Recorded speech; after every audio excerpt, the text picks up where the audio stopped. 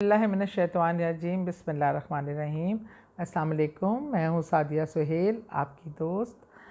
हाँ, मुझे बहुत ज़्यादा सुनने को मिलता है कि अदालतों में मुकदमात चलते हैं और हमारा अदालती निज़ाम जो है माज़रत के साथ आजकल तो बड़ा काबिल डिस्कस हुआ है, लेकिन हमारा अलमिया ये है कि हमारे यहाँ अदालतों में इंसाफ मिलते मिलते बहुत ताख़ीर हो जाती है।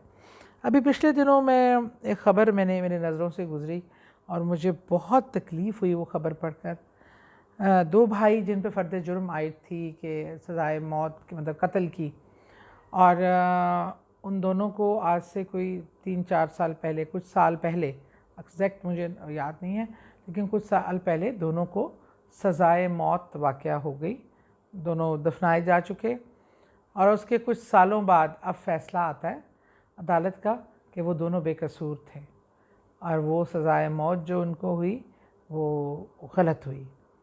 एक तो हमारा वो कहते हैं ना माशरा, जो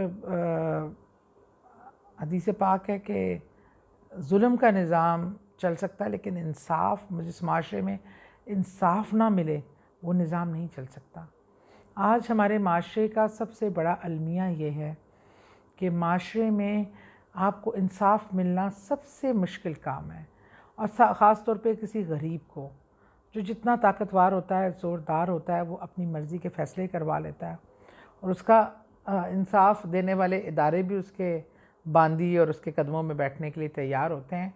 जो जितना गरीब और ज़रूरतमंद होता है उसको इंसाफ वो नहीं मिल पाता जिसका वो हकदार होता है। यहाँ इतना डिले होता है, जस्टिस डिलेड जस्टिस डिनाइड। अगर इंसाफ आपको टाइम पे ना मिले तो उसका मतलब है कि उस इंसाफ का कोई फ़ायदा ही नहीं होता जो वक्त रीमा मिले।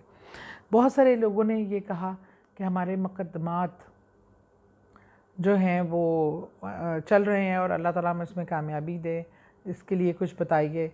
और बहरहाल अल्लाह ताला करे कि ये आप लोगों को मुकदमात जैसी चीज़ों में कभी जाना ना पड़े और ज़िंदगी में आसानियाँ हों। लेकिन अगर ऐसा हो और आप चाहते हैं कि मुकदमा ना सिर्फ हल हो बल्कि आपके फेवर में हो, एक तो ये ज़रूरी है कि वो आप उसके सही हकदार हों और वो कोई अल्लाह ना करे किसी को नुकसान दिले के लिए ना हो। तो आप फ़र्ज़ नमाज़ें पढ़ना, मैं बार बार कहूँगी कि नमाज पहली कुंजी है। अगर आपने कोई वजीफ़ा करना है, कोई दुआ मांगनी है, तो आप ये सोचें कि आप नमाज ना पढ़ें और वज़ाइफ़ करते रहें। नमाज की माफ़ी नहीं है, नमाज पढ़ना लाजमी है। जो नमाज के साथ वजीफ़ा होता है उसके असरात बड़े ज़बरदस्त आते हैं और वो फ़ायदेमंद होते हैं। तो अपनी फ़र्ज़ नमाज़ें एक तो रेगुलर पढ़ें और ख़ास तौर पे देखें 2 टाइम जो अल्लाह के बड़े पसंदीदा टाइम है। एक फ़जर का वक्त जब इंसान अपनी नींद को कुर्बान करके उठता है, या तहज्जुद का वक्त। चलिए मैं फ़र्ज़ नमाज की बात करती हूँ क्योंकि तहज्जुद के लिए हर एक का उठना पॉसिबल नहीं होता।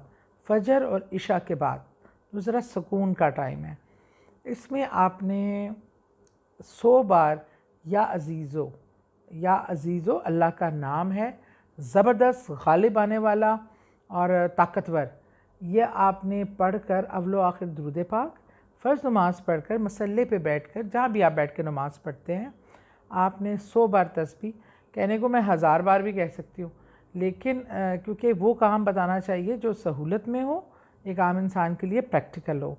तो 100 बार भी अगर आप खुशू व खुजू से अल्लाह को पुकारने के अंदाज़ में, उसका नाम है ये कि वो ज़बरदस्त है, गालिब आने वाला है, उसको उसी नाम से आंखें बंद करके तसव्वुर करें कि आप देखें, पढ़ने से ज़्यादा आप 5000 बार भी पढ़ लें, अगर उसमें तासीर नहीं है, उसमें वो एहसास नहीं है, आपने तसव्वुर करना है आप अल्लाह ताला की बारगाह में उसके सामने बैठे हैं और आप उसको पुकार रहे हैं इस नाम से, या अज़ीज़ो या अज़ीज़ो या अज़ीज़ो। साथ साथ तस्बीह दें, हर बार उस जज्बे से उसको पुकारें और फिर आप दुआ कीजिए कि अल्लाह ताला आपके मुकदमे में आपको ना सिर्फ कामयाब करे और जल्द अज जल्द इंसाफ आपके हक़ में फ़ैसला करे। और इंशाअल्लाह ताला आप ये अमल 11 दिन भी कर सकते हैं और 21 दिन भी। इन्हीं दिनों में इंशाअल्लाह खातिर ख्वाह आपको इसका नताइज भी निकलेंगे और आप देखेंगे।